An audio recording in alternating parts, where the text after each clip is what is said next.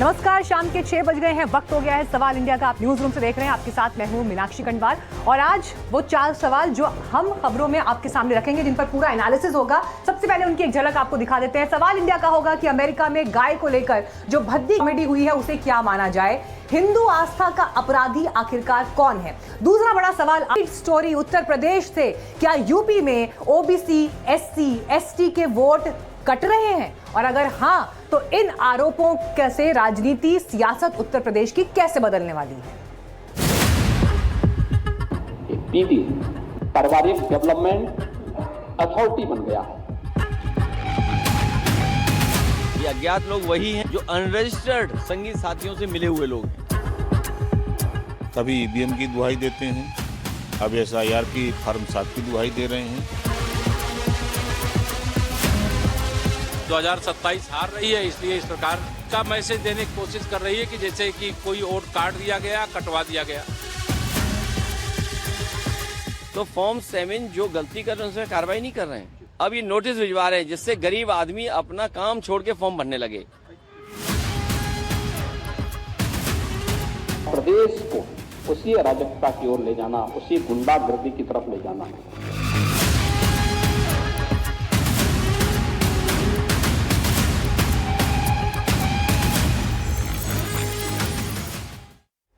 Yogi Adityanath versus Akhilesh Yadav, जो ये झलक दिखाई, ये तो बस एक ट्रेलर है, लेकिन असली तस्वीर अब मैं आपके सामने इस रिपोर्ट पे रखूंगी। क्योंकि देखिए, उत्तर प्रदेश में चुनाव से पहले सियासत का हाल ये है कि फॉर्म 7 को लेकर इतनी तीखी बयानबाजी अखिलेश यादव कर रहे हैं योगी आदित्यनाथ के खिलाफ, सरकार के खिलाफ, चुनाव आयोग के खिलाफ, कि बड़े सुनियोजित तरीके से षड्यंत्र के तहत पीडीए के वोट काटे जा रहे हैं। उत्तर प्रदेश की राजनीति में इस वक्त ये बड़ा सवाल बना हुआ है कि पीडीए जिसकी राजनीति अखिलेश यादव कर रहे हैं, जब वो ये कहते हैं कि पीडीए के वोट काटे जा रहे हैं, तो उनका इशारा किस तरफ है। आपको याद होगा, इससे पहले जब एसआईआर की प्रक्रिया हुई तो 2,89,00,000 वोट कटे हैं उत्तर प्रदेश में, जिसमें अनियमितताओं का सवाल था, गड़बड़ियों का सवाल था। लेकिन इन सब के बीच अखिलेश यादव के ये आरोप उत्तर प्रदेश की राजनीति में क्या गुल खिलाएंगे, ये सवाल है। ये इनका टारगेटेड काम था कि जो समाजवादी पार्टी का वोटर है या जो मुस्लिम वोटर है या जो पीडीए है उसका वोट काट ले। समाजवादी पार्टी का पीडीए का मॉडल क्या? पारिवारिक डेवलपमेंट अथॉरिटी बन गया। ये अज्ञात लोग वही हैं जो अनरजिस्टर्ड संगी साथियों से मिले हुए लोग। ये उनकी हताशा और निराशा है। वो जान चुके हैं 2027 में हम कुछ करने वाले नहीं हैं। अखिलेश यादव जी और समाजवादी पार्टी लगातार अफवाह फैलाने का काम कर रही है। समाजवादी इलेक्शन कमीशन जाए जहां जाना चाहे। यूपी में एसआईआर पर जंग, अखिलेश का मन क्यों तंग। फॉर्म में भरने में, वोटर लिस्ट में जो हेराफेरी हो रही है वो एक नहीं होती। पीडीए पर किसका प्रहार, अखिलेश योगी में आर पार। प्रदेश को उसी अराजकता की ओर ले जाना, उसी गुंडागर्दी की तरफ ले जाना। यूपी की सियासत में इन दिनों फॉर्म 7 का मुद्दा सबसे ज्यादा गर्म है। समाजवादी पार्टी के राष्ट्रीय अध्यक्ष अखिलेश यादव ने सीधे तौर पर चुनाव आयोग को कटघरे में खड़ा कर दिया है। अखिलेश का आरोप है कि सत्ता के इशारे पर विपक्ष के वोटरों को निशाना बनाया जा रहा है ताकि चुनाव परिणामों को प्रभावित किया जा सके। उन्होंने कहा कि इलेक्शन कमीशन ने हम लोगों को बहुत काम दे दिया है, क्योंकि जगह जगह फॉर्म 7 के जरिए वोट कटवाने की कोशिश की जा रही है और पीडीए के नाम काटे जा रहे हैं। जबकि यूपी विधानसभा में ही सीएम योगी ने अखिलेश के पीडीए का मतलब समझाया था। ये इनका टारगेटेड काम था कि जो समाजवादी पार्टी का वोटर है या जो मुस्लिम वोटर है या जो पीडीए है उसका वोट काट ले। लेकिन जब ये पकड़े गए तो कोई कार्रवाई नहीं हुई। इसी तरह यहाँ भी कई लोग पकड़े गए। जिलाधिकारी, पुलिस और इलेक्शन कमीशन को शिकायतें की गई हैं। अगर एक भी एसडीएम पर और एक भी डीएम पर अगर इलेक्शन कमीशन कार्रवाई कर देता तो ये जो फॉर्म में भरने में, वोटर लिस्ट में जो हेराफेरी हो रही है वो एक नहीं होती। आज वास्तव में समाजवादी पार्टी का पीडीए का मॉडल क्या है? पीडीए पारिवारिक डेवलपमेंट अथॉरिटी बन गया है। यानी एक परिवार के विकास की एक अथॉरिटी है। कोई उसका चेयरमैन है, कोई उसका सीईओ है, कोई वाइस चेयरमैन है, कोई कुछ और बन गया है। लेकिन लक्ष्य सबका एक ही है, सबका लक्ष्य यही है। नाम कुछ भी कहें लेकिन काम वही है, और प्रदेश को उसी अराजकता की ओर ले जाना, उसी गुंडागर्दी की तरफ ले जाना। इन्होंने वही सब काम उत्तर प्रदेश के अंदर किया है। हालांकि अखिलेश यादव ने बाकायदा आंकड़ों के साथ धांधली का दावा किया है। उन्होंने सकल डीहा विधानसभा का उदाहरण देते हुए कहा कि वहां एक साथ 16 आवेदन फॉर्म 7 के जमा किए गए, लेकिन सबसे चौंकाने वाला मामला बाबागंज विधानसभा से सामने आया है। बाबागंज विधानसभा में बूथ नंबर 365 पर फर्जी हस्ताक्षर कर फॉर्म 7 भरे गए और करीब 100 वोट काट दिए गए, जबकि समाजवादी पार्टी के अपने बूथ लेवल एजेंट का नाम भी वोटर लिस्ट से हटा दिया गया है। अखिलेश चाहे कुछ भी दावा करें, लेकिन सत्ता पक्ष एसपी को ही कटघरे में खड़ा कर रहा है। ये तो हर राजनीतिक दल को अगर कोई बात कहनी है तो एक दल के नाते आयोग के पास जा सकता है। हमें तो कोई आपत्ति नहीं है। हम तो यही बात कह ही रहे हैं कि जितना चुनाव आयोग के द्वारा अधिकार भारतीय जनता पार्टी को है, उतना ही दूसरे राजनीतिक दलों को है। लेकिन श्री अखिलेश यादव जी और समाजवादी पार्टी लगातार अफवाह फैलाने का काम कर रही है, दुष्प्रचार करने का काम कर रही है। 2027 हार रही है, इसलिए इस प्रकार का मैसेज देने की कोशिश कर रही है कि जैसे कि कोई वोट काट दिया गया, कटवा दिया गया। ये उनकी हताशा और निराशा है। वो जान चुके हैं 2027 में हम कुछ करने वाले नहीं हैं।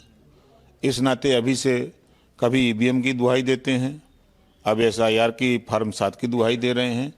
चुनाव बाद यही कहेंगे देखिए मैं पहले से बोल रहा था कि हमारा वोट कट गया जिससे हम चुनाव हार गए।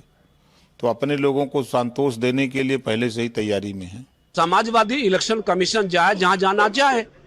Form number 7, form number 6, form number 8 की प्रक्रिया प्रोसेस में है।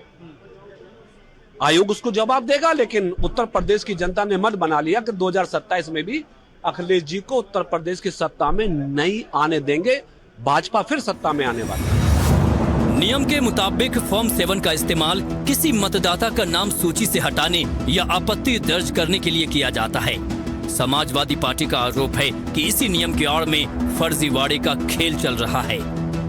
अब सवाल ये है कि क्या चुनाव आयोग इन शिकायतों पर संज्ञान लेगा या फिर चुनाव से पहले ये आरोप प्रत्यारोप का सिलसिला यूं ही चलता रहेगा, क्योंकि 27 की टक्कर से पहले ही दोनों दल एक दूसरे की हार का दावा करने लगे हैं। Bureau report, NDTV India. तो फॉर्म 7 क्या है देख लीजिए। वोटर लिस्ट से किसी नाम पर आपत्ति दर्ज करने के लिए इस्तेमाल किए जाने वाला ये ऑफिशियल फॉर्म है। वोटर लिस्ट को शुद्ध और त्रुटिहीन बनाना इसका उद्देश्य है। अगर किसी मतदाता की मृत्यु हो गई है तो उसका नाम हटाने के लिए भी फॉर्म 7 का इस्तेमाल होगा। अगर कोई व्यक्ति अपने क्षेत्र को छोड़कर परमानेंटली कहीं दूसरी जगह चला गया है, शिफ्ट हो गया है, तो फॉर्म 7 का इस्तेमाल होगा। और अगर एक ही व्यक्ति का नाम 2 अलग अलग बूथ या 2 अलग अलग विधानसभाओं में दर्ज होगा तो फॉर्म 7 का इस्तेमाल होगा। अगर कोई व्यक्ति कानूनी रूप से मतदान के योग्य ना हो, जैसे विदेशी नागरिकता हासिल कर ली हो, तो भी फॉर्म 7 का इस्तेमाल किया जाएगा। तो ये जान लिया आपने कि फॉर्म 7 क्या है, लेकिन इसे भरने की प्रक्रिया क्या है और कौन इसे भर सकता है, इसको लेकर यूपी के मुख्य निर्वाचन अधिकारी ने भी एक स्टेटमेंट दिया। जो राम है उन्हें आखिरी बेंच पे बैठा रहे।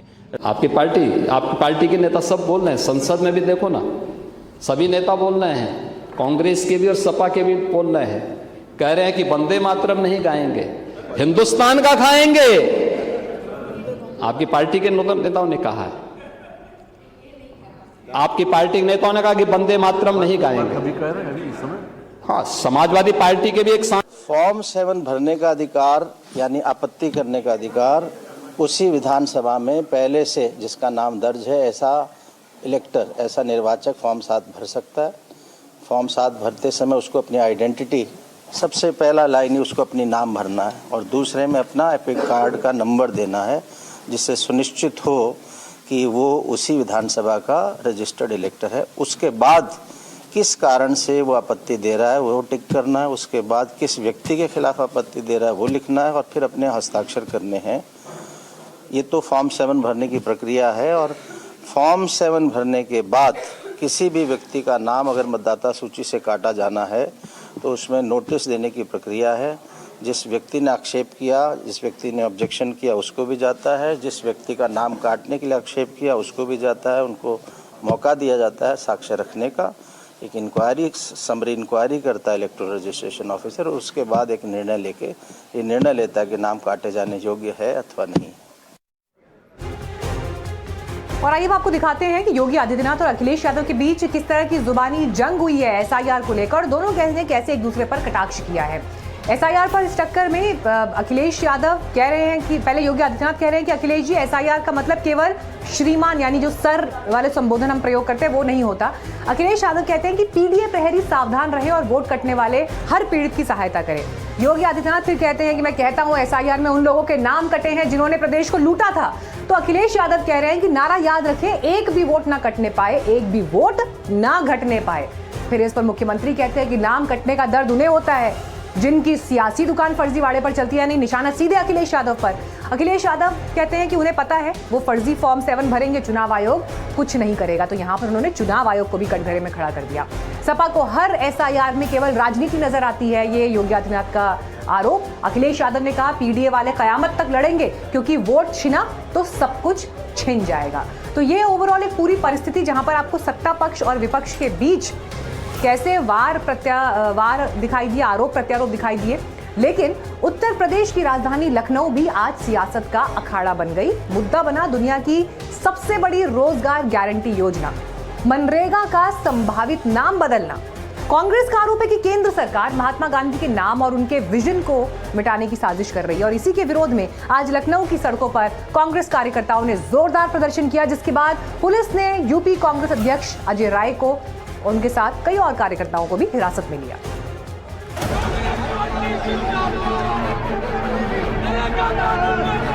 आज मनरेगा में अत्याचार अन्याय पूरी तरीके से हम उसके बाद भी गांधीवादी तरीके से विरोध कर रहे हैं। हम जनता की आवाज उठाते रहेंगे। ये दिख रहा है, प्रदेश की जनता देख रही है कि जो तानाशाही है, जो योगी सरकार की तानाशाही, पुलिस की दब पर जो काम रोकना चाह रहे लोगों को, ये आवाज रुकेगी नहीं। मनरेगा जैसे जन कानून को खत्म करके पूरी ग्रामीण अर्थव्यवस्था को खत्म किया जा रहा है। बदला मनरेगा का नाम, कांग्रेस का बड़ा संग्राम। लखनऊ में विरोध प्रदर्शन, सरकार के खिलाफ कांग्रेस का रण। आज मनरेगा में अत्याचार अन्याय पूरी तरीके से हम उसके बाद भी गांधीवादी तरीके से विरोध कर रहे हैं। हमारे कार्यकर्ताओं को लाठियों से मारा गया, उनके हाथ तोड़ दिए गए, हमारे कपड़े फाड़ दिए गए, आप देख सकते हो। नारेबाजी, धक्का मुक्की और सड़क पर संग्राम। ये तस्वीरें उत्तर प्रदेश की राजधानी लखनऊ की हैं, जहां यूपी कांग्रेस के अध्यक्ष अजय राय के नेतृत्व में सैकड़ों कार्यकर्ता विधानसभा का घेराव करने निकले। कांग्रेस का गुस्सा उस संभावित फैसले पर है जिसमें मनरेगा का नाम बदलकर उसे नया रूप देने की चर्चा है। इस दौरान कार्यकर्ताओं की पुलिस से धक्का मुक्की भी हुई, जिसके बाद कई प्रदर्शनकारी हिरासत में ले लिए गए।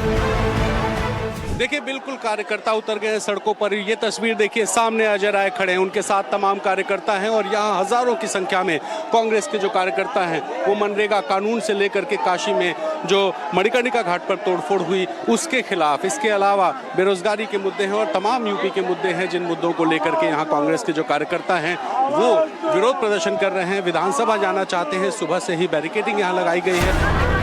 प्रदर्शनकारियों को रोकने के लिए पुलिस ने भारी बैरिकेडिंग की थी। जब कार्यकर्ता नहीं रुके तो पुलिस ने बल प्रयोग किया और अजय राय समेत कई बड़े नेताओं को हिरासत में लेकर इको गार्डन भेज दिया। कांग्रेस का कहना है कि सरकार मनरेगा से गांधी का नाम हटाकर गरीबों के संवैधानिक अधिकार पर हमला कर रही है। मनरेगा मजदूरों को उनकी मजदूरी नहीं दी गई 12 महीने से। मनरेगा पूरे तरीके से मनरेगा को ये सरकार समाप्त कर रही है, बर्बाद कर रही है और उसके सारे नियम कानून को बदल दिया, सारी चीज़ों को चेंज कर दिया, इसलिए कि पूरी तरीके से मनरेगा मजदूर कैसे ख़त्म हो जाए और गरीबी ख़त्म हो जाए। गरीब का नहीं, गरीबी ख़त्म कर दो। दरअसल केंद्र सरकार के प्रस्तावित वीबीजी रामजी विधेयक के बाद से ही ये विवाद गहराया हुआ है। विपक्ष का आरोप है कि सरकार इस योजना का केंद्रीकरण कर रही है और बजट में कटौती करके इसे खत्म करने की साजिश है। लखनऊ का ये विरोध प्रदर्शन उसी देशव्यापी मनरेगा बचाओ संग्राम का हिस्सा है। कांग्रेस ने भी साफ कर दिया है कि ये विरोध अभी थमेगा नहीं। लखनऊ से रणवीर सिंह के साथ ब्यूरो रिपोर्ट, एनडीटीवी इंडिया। तो इन प्रोटेस्ट के जरिए होता क्या है कि कार्यकर्ता भी अपनी मौजूदगी दिखाता है जमीन पर। जहां एक तरफ आप देख रहे हैं कि योगी आदित्यनाथ और अखिलेश यादव जब आमने सामने खड़े दिखाई देते हैं, उन सब के बीच यूपी में कांग्रेस ने अपनी मौजूदगी कुछ इस तरह से दर्ज कराई। अब आपको बताते हैं कि जिस मनरेगा को लेकर कांग्रेस ने मोर्चा खोला, उसका नाम आखिर बीजेपी सरकार ने जी राम जी क्यों कर दिया और क्या दोनों के फायदे हैं, ये भी बताएंगे कि मनरेगा वर्सेस जी राम जी बिल है क्या। तो देखिए, सबसे पहले तो मनरेगा का पूरा नाम महात्मा गांधी राष्ट्रीय ग्रामीण रोजगार गारंटी अधिनियम है। नए कानून के तहत अब 100 दिन की बजाय 125 दिन के रोजगार की गारंटी हो गई है। 2005 में यूपीए सरकार नरेगा लाई थी, NREGA के रूप में उसे पेश किया गया था और 2009 में फिर इसका नाम बदलकर मनरेगा कर दिया गया। इसमें महात्मा गांधी का नाम हटाकर इसे विकसित भारत के विजन से अभी मौजूदा सरकार ने जोड़ा है। अब मनरेगा क्या है? ग्रामीण इलाकों के परिवारों को 1 साल से कम 100 दिनों के गारंटी रोजगार प्रदान करना इसका उद्देश्य जो है। जी राम जी बिल क्या है और अंतर क्या है? पहले मनरेगा में मजदूरी का 100% खर्च केंद्र सरकार उठाती थी। नए बिल में केंद्र और राज्यों के बीच खर्च का बंटवारा 60:40, 60 और 40 के अनुपात में होगा। मनरेगा क्या है? ये एक डिमांड आधारित योजना है, यानी अगर कोई मजदूर काम मांगता है तो सरकार उसे काम देने के लिए कानूनी रूप से बाध्य है। तो ये एक सुरक्षा मिलती है इस स्कीम के तहत। लेकिन जी राम जी बिल में इसे संक्षिप्त नाम को लेकर विपक्ष विरोध कर रहा है। तो ये एक पूरी तस्वीर थी विरोध की। लेकिन उत्तर प्रदेश की एक और खबर आज चर्चा में है। मुख्यमंत्री योगी आदित्यनाथ को लेकर, स्पीकर माता प्रसाद पांडे को लेकर उन्होंने ऐसा क्या कह दिया जिसके बाद अखिलेश यादव ने उन्हें घेरा, और ऐसा घेरा जिसमें जो राजनीति के जानकार हैं वो अखिलेश यादव का ब्राह्मण कार्ड छिपा हुआ देख रहे हैं राज्य की राजनीति, चुनावी राजनीति के तहत। पांडे जी, आप भी अपनी बुढ़िया को एक बार जेवर से लेकर के पांडे जी, आप भी अपनी बुढ़िया को एक बार जेवर से लेकर के। मुख्यमंत्री योगी आदित्यनाथ के इस बयान पर विवाद हो गया है। सवाल उठाया जा रहा है कि योगी ने नेता विपक्ष माता प्रसाद पांडे की पत्नी के लिए ये कैसे शब्द का इस्तेमाल किया। पांडे जी, आप भी अपनी बुढ़िया को पांडे जी, आप भी अपनी बुढ़िया को। दरअसल विधानसभा में राज्य की कानून व्यवस्था और महिलाओं की सुरक्षा को लेकर चर्चा हो रही थी। समाजवादी पार्टी लगातार सरकार को ये कहते हुए घेर रही थी कि राज्य में महिलाएं सुरक्षित नहीं हैं, और योगी ये तर्क दे रहे थे कि मौजूदा सरकार में यूपी की कानून व्यवस्था इतनी सुधर चुकी है कि महिलाएं बेखौफ होकर कहीं भी आ जा सकती हैं। योगी ने इसी संदर्भ में चुटकी लेते हुए माता प्रसाद पांडे से जो कहा, उस पर विवाद हो गया। पांडे जी, आप भी अपनी बुढ़िया को एक बार जेवर से लेकर के 12 बजे उनको बोलिए कि आइए, आप कहीं किसी दूसरे कोने में चले जाइए। तो आप तो खैर समाजवादी हैं, तो लीडर ऑफ द अपोजिशन अरे माता प्रसाद पांडे जी, शायद उत्तर प्रदेश के लोकतांत्रिक इतिहास में ऐसे कम लोग होंगे जो दोनों कुर्सियों पर बैठे हों, जो कभी स्पीकर भी रहे हों और लीडर पोजीशन भी है। आज सोचो उनके बारे में क्या कह रहे थे। हम और आप लोगों ने सबने सुना है, और आज के जमाने में तो हर चीज वायरल हो जाती है। सोशल मीडिया के माध्यम से रीच कितनी बढ़ जाती है। कोई कल्पना कर सकता है कि हमारे लीडर ऑपोजिशन को ये अपमानित करें। माना जा रहा है कि अखिलेश ने सोच समझकर माता प्रसाद पांडे से जुड़े इस मुद्दे को उठाया है। अखिलेश यादव पीडीए यानी पिछड़ा, दलित, अल्पसंख्यक के फॉर्मूले को विस्तार देकर उसके साथ अगड़ों, खास तौर पर ब्राह्मणों को भी जोड़ना चाहते हैं। माता प्रसाद पांडे के रूप में एक अनुभवी ब्राह्मण चेहरे को आगे करके अखिलेश ये संदेश दे रहे हैं कि उनकी पार्टी सर्व समाज को साथ लेकर चलती है। तीसरी और सबसे अहम बात, बीजेपी के ब्राह्मण विधायकों की बैठक से जुड़े विवाद और शंकराचार्य मसले के बाद अखिलेश लगातार ब्राह्मण को मुद्दे के तौर पर पेश कर रहे हैं।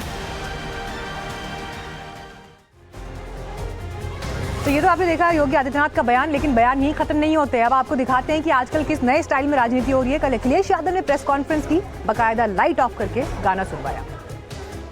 ये कोई दबदबा गाना है, दबदबा। वो मैं दिखाना चाहता हूँ बस आपको। पंचायत का चुनाव हो ना हो, पर गाना तो सुनिए। हाँ, क्या गाना है बताइए? क्योंकि कल को कोई कहे कि समाजवादियों ने बनवा दिया, ये भी तो दिक्कत है ना। दिल्ली वाले आए कहे कि समाजवादियों ने गाने बनवा दिए, तो हम पहले से वेपन तैयार रखे हुए हैं। एकदम फील्डिंग सही लगा के रखे हैं पहले से ही हम लोग। हाँ, फील्डिंग एकदम। और आवाज का ये लाइट कम करो तभी दिखेगा अच्छा।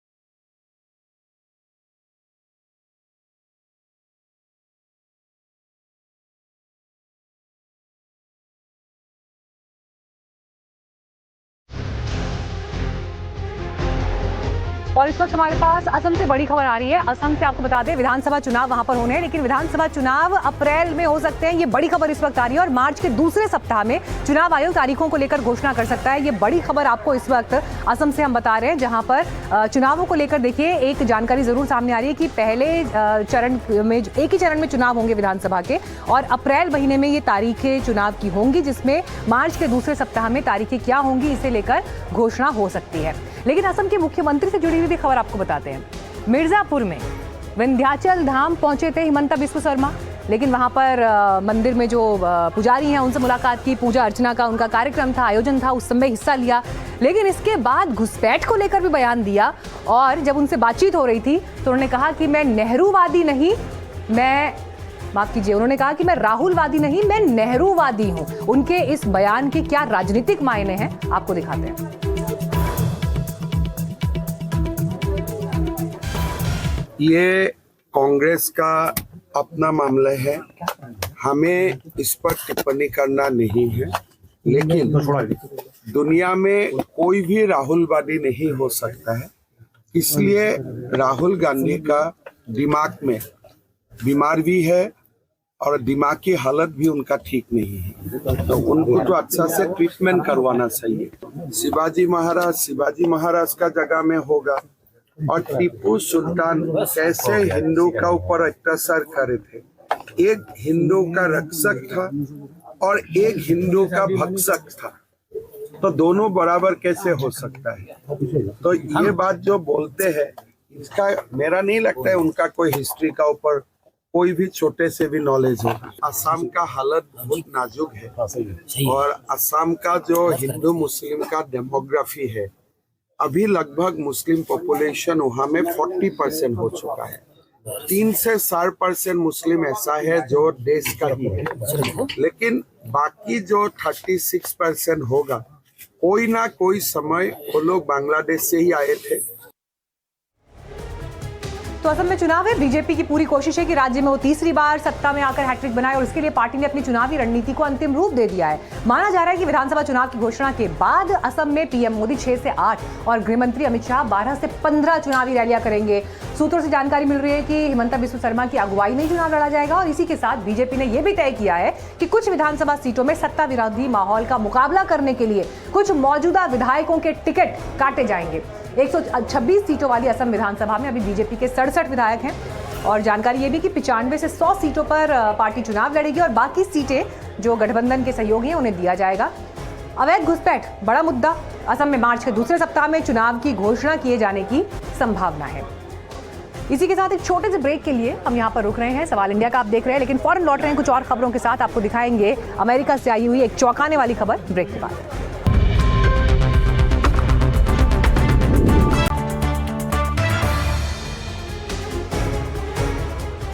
एक तरफ दिल्ली में द्वारका में हुए एक्सीडेंट ने पूरे देश में जबरदस्त चर्चा छेड़ी हुई है। तो वहीं दूसरी तरफ झारखंड से भी आपको एक तस्वीर दिखाते हैं हिट एंड रन केस की, जो आपका दिल दहला देगा। ऐसा वीडियो जिसे खुद पीड़ित ने बनाया है, लेकिन डोरंडा थाना क्षेत्र में जहां पर कार सवार ने एक मामूली विवाद के बाद एक युवक को अपनी कार के बोनट पर कई किलोमीटर तक लटकाए रखा।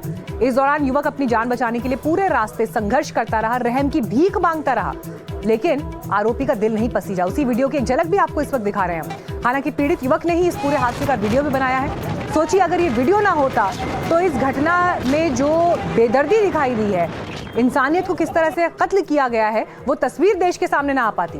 बाद में पुलिस ने सूचना के आधार पर आरोपी को पकड़ा और उसकी कार जब्त की।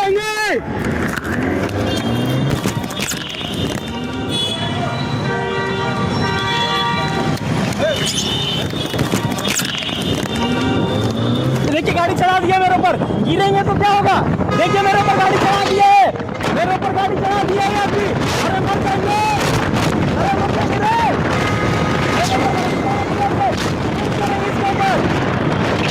केस करेंगे। नहीं नहीं नहीं नहीं नहीं, गिर जाएंगे, अरे गिर जाएंगे, मर जाएंगे, अरे मर जाएंगे, अरे मर जाएंगे रे, अरे मर जाएंगे, अरे मर जाएंगे रे, अरे।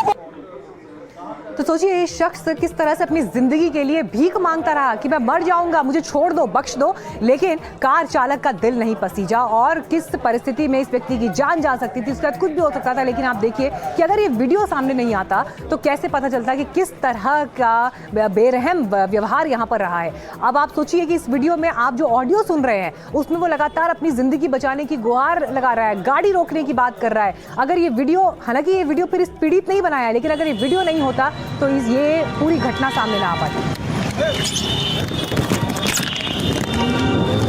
देखिए गाड़ी चढ़ा दिया मेरे ऊपर, गिरेंगे तो क्या होगा।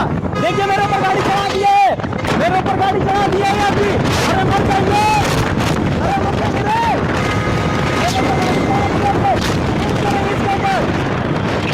केस करेंगे। नहीं नहीं नहीं नहीं नहीं, गिर जाएंगे, अरे गिर जाएंगे, मर जाएंगे, अरे मर जाएंगे, अरे मर जाएंगे रे, अरे मर जाएंगे, अरे मर जाएंगे रे, अरे।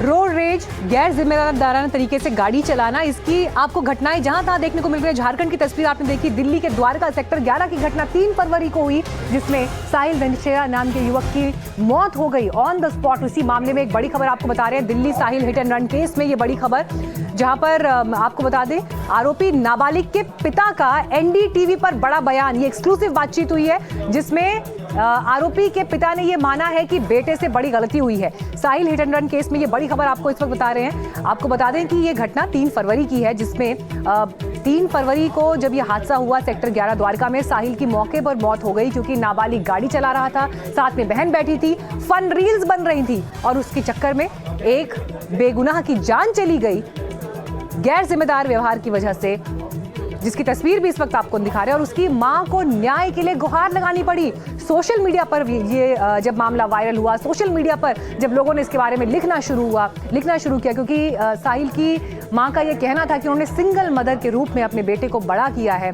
वही उनके जीवन का सहारा था और उसके अपने बेटे के लिए न्याय ही उनकी आखिरी उम्मीद है, न्याय से कम कुछ नहीं। जब उनकी मां का बयान वायरल होना शुरू हुआ, साहिल की मां का, तब जाकर कहीं इस विषय को लेकर, इस खबर को लेकर आज जो रिएक्शन आप देश भर में देख रहे हैं, उसके बाद एनडीटीवी से आरोपी के पिता ने ये माना है, ये कबूल किया है कि बेटे से बड़ी गलती हुई है।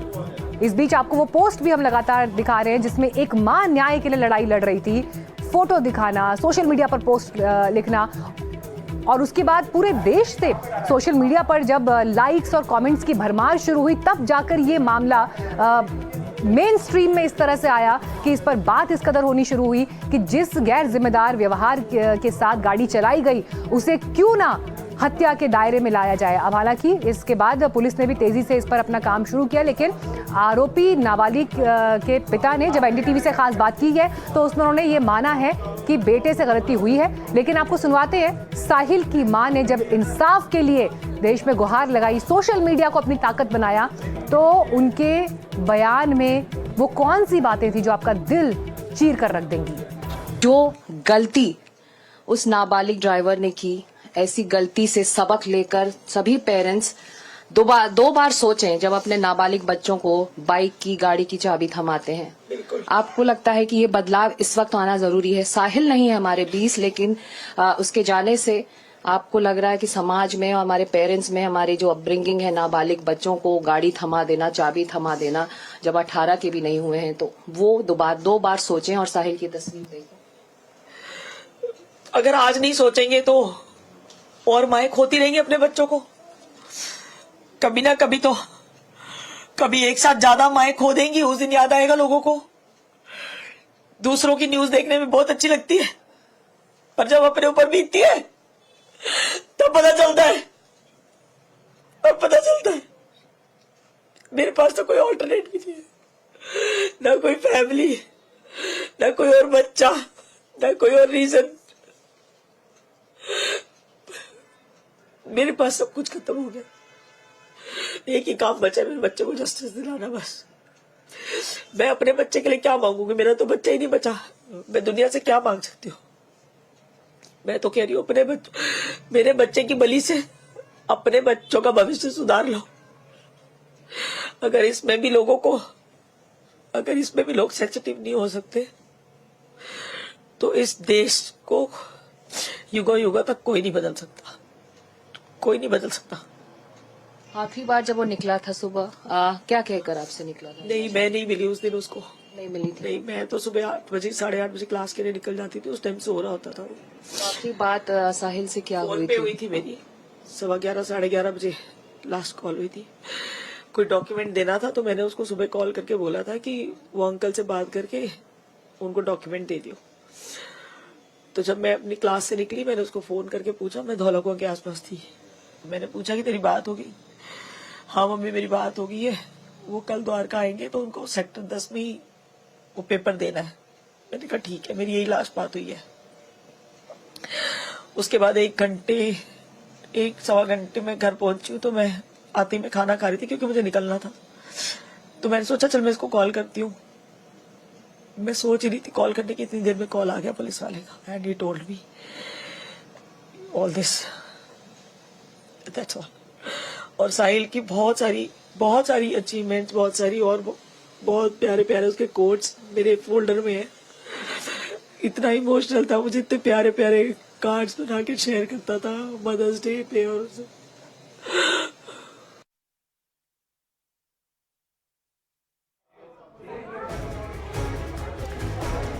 साहिल की मां ने जो कहा वो आपने सुना, लेकिन आरोपी के पिता से खास बातचीत एनडीटीवी पे आप सुन रहे हैं, और इसको आप ध्यान से सुनिएगा। ये बातचीत इसलिए भी जरूरी हो जाती है क्योंकि बड़ा सवाल यहाँ पर अभिभावकों पर भी आता है कि आपने नाबालिग को चाबी कैसे दे दी गाड़ी की?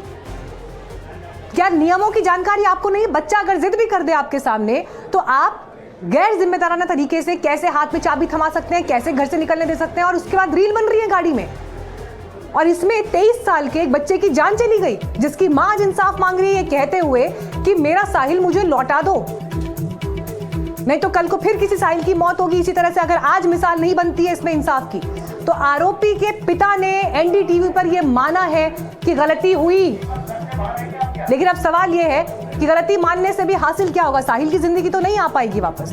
देश में कानून है, गलत तरह से ड्राइव करने को लेकर ट्रैफिक के रूल्स हैं, सड़क पर चलने के नियम है, लेकिन उसके बावजूद भी आप देखिए ये घटनाएं घट रही हैं।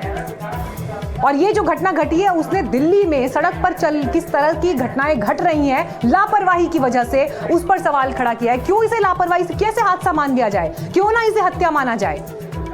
साहिल ने एक 23 साल की उसकी उम्र, जिसमें पूरा भविष्य उसके सामने पड़ा था, भविष्य के लिए बड़े सपने उसके सामने थे, लेकिन ऑन द स्पॉट मौत हो गई, बेदर्दी के साथ मौत हो गई।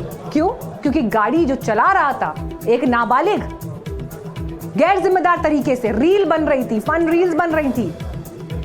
तो उतनी ही जिम्मेदारी यहां पर माता पिता के ऊपर भी आती है, जिन्होंने अपने बच्चों को यह करने के लिए अलाउ कर दिया। एक बड़ा सवाल यहां पर कि आप चाबी हाथ में सौंप रहे हैं, लेकिन लाइसेंस नहीं, उम्र नहीं, नियमों की जानकारी नहीं, रफ्तार पर काबू नहीं, ऐसे गैर जिम्मेदार बर्ताव के साथ इस गाड़ी के साथ नाबालिग सड़क पर निकल दिया। साहिल का नाम लेकर आज हम बात कर रहे हैं, लेकिन इस देश का नियम कहता है कि अगर कोई नाबालिग है तो आप उसका नाम नहीं ले सकते। सोचिए, ये हाल है। आप सोचिए आज साहिल की मां की क्या स्थिति होगी, उन पर क्या बीत रही होगी। और आज की बात नहीं है, हादसा तो 3 तारीख को हुआ। 3 तारीख को हुआ ये एक्सीडेंट है, और उसके बाद जब सोशल मीडिया पर यह खबर बनती है तब जाकर देश झकझोरा हुआ अपने नाम दिया और एक शख्स की मौत हो गई। उसके पिता मेरे साथ में हैं। जब ये पूरी घटना हुई उस वक्त आप कहाँ पर थे? मैं 31 तारीख को गोरखपुर उत्तर प्रदेश के लिए बिजनेस काम के लिए कुशीनगर गया था। उस समय मैं कुशीनगर था। जी। क्या जानकारी मिली आपको वहाँ पर? हमारे मिसेज को 3 तारीख को फ़ोन आया, 11 साढ़े 11 पौने 12 का करीब जे बच्चा एक्सीडेंट हो गया। हम भी घबरा गए। घबराए, मुझे कैसे हुआ? बोला गाड़ी से हुआ है। वो भी घबराई हुई थी, मैं भी घबराया कॉल पे। और घबराते मैं पूछा क्या हुआ, फिर उस कैसे हुआ, तो बच्चा किसी बाइक वाला का लग गया है। कहाँ पे? बोले लाल बहादुर शास्त्री गेट के पास। हम बोले वहाँ तो फिर तुम बोले मैं जा रही हूँ। हमारी मिसेज वहाँ घर से दौड़ते हुए भी पास में नियरेस्ट है, वो गई भी स्पॉट पे और घबराई हुई थी वो भी। मैं भी घबरा गया कॉल से। हम बोले वो जिस बच्चा का एक्सीडेंट हुआ है उसको ले जाओ, हॉस्पिटल ले जाओ, किसी भी तरीके से देखो, बच्चे तो बचाओ, कोशिश करो। पर सारे लोग घबराए हुए थे, शोर सवारा ज़्यादा था, कॉल पे सारी बातें हो नहीं पा रहा था। हमने तुरंत वहाँ से फ्लाइट का टिकट किया ऑनलाइन और हमने 4 बजे इंडिगो से दिल्ली 6 बजे एयरपोर्ट पहुँचा। और आके थाने पर डायरेक्ट हमने घटना की सारी जानकारी पुलिस द्वारा हमें मिला कि आपकी गाड़ी है। हम बोले जी सर, आपका लड़का है? जी सर। आपको कुछ? हम नहीं सर, मैं बाहर था घर से और मुझे आप ही के द्वारा जानकारी मिला और मेरे मिसेज के कॉल के द्वारा मिला। मैं इमीडिएट बहुत घबराए हुए वहाँ थाने पर गया। फिर जो भी कानूनी प्रक्रिया में जो भी कागज़ पेपर जो भी वो हमसे मांगे, मैं सारे उनको पेश किया। और काफ़ी मतलब उस दिन भी बहुत ज़्यादा भीड़ संख्या में थाने पर हमारे पास विपक्ष पार्टी जो लड़का डेथ किया था उनके तरफ थाने में भी हमें आके धमकाया जा रहा था। मैं भी रहा, बच्चा भी कस्टडी में ही गया, स्पॉट से ही ले गए। मैं पुलिस द्वारा बोले चले जाओ, कोई इशू नहीं बेटा, मैं आ रहा हूँ। किसी का बेटा चला गया, वो आपको धमकाएगा नहीं? क्या करेगा बेचारा? गलती है, मुझे भी अफसोस है उस, क्योंकि मैं भी पेरेंट्स हूँ, पेरेंट्स की नज़र से देखता हूँ तो मुझे भी बहुत गलत हुआ है। मुझे बहुत अफसोस है, वेरी वेरी सॉरी, बहुत अफसोस है। एक नाबालिग बच्चे को आप स्कॉर्पियो गाड़ी दे रहे हैं और वो दुर्घटना करता है, इसके लिए आप किसको रिस्पॉन्सिबल मानते हैं? देखिए, मैं मौजूदा हालत घर में नहीं था, मैं बाहर था और बच्चा अनजाने में गलती कर दिया है। अनजाने में गलती कर दिया? गलती कर दिया, अनजान मतलब वो लेके गलत कर दिया, ये बहुत गलत है। मैं शर्मिंदा। गाड़ी के 13 चालान है, इसके पहले ओवर स्पीड के चालान हुए हैं और भी चालान हुए हैं। अगर ये गलती एक बार करता, बार बार चालान आ रहे थे, आपने क्यों ध्यान नहीं दिया बेटी? मेरे जो बिजनेस नेचर है वो कमर्शियल व्हीकल का बिजनेस नेचर है।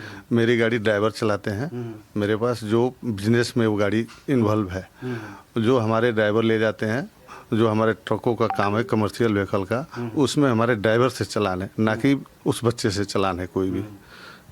कभी मना किया आपने उसको कि गाड़ी मत चलाओ? कभी समझाया आपने उसको? नहीं, हमारे संज्ञान में नहीं था जो गाड़ी चलाता है। तो वही तो मैं कह रहा हूँ आपसे कि संज्ञान में बार बार उसके चालान गाड़ी की हो रहे थे और आप कह रहे हैं संज्ञान में नहीं था। नहीं, चालान तो हमारे स्टाफ द्वारा जो है, जो हमारे कर्मचारी है कंपनी में, ड्राइवर है, वो यूज़ करते हैं, उनके थ्रू हुआ है। गाड़ी ऑनलाइन चालान हमारे कमर्शियल व्हीकल पे भी होते हैं और स्कॉर्पियो पे भी। ऐसा तो नहीं हुआ ना कि पहले दिन गाड़ी में बैठा हो, पहले दिन दुर्घटना हो गई हो? पहले भी गाड़ी चलाता रहा हुआ ना, वो पहले भी गाड़ी लेके निकला होगा, आपको आपने देखा भी होगा उसको। कभी समझाया अपने बेटे को कि बेटा गलत कर रहे हो आप? नहीं, मेरे नज़र में नहीं था, मुझसे बहुत डरता था। अच्छा। मेरे नज़र में नहीं था।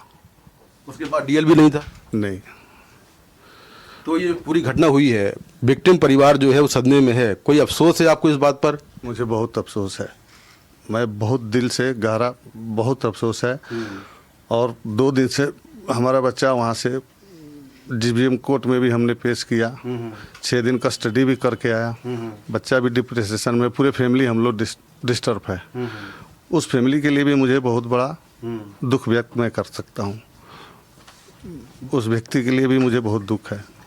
बच्चा आपका वहाँ गया, बाल सुधार गृह, वहाँ से लौटा, तब आपकी क्या बातचीत हुई? उसको कोई गलती आपको लगती है गलती मानी उसने कि गलती बाबा? मेरे सामने बिल्कुल वो आ ही नहीं पा रहा और अपने सदमे से निकल ही नहीं पा रहा। अच्छा।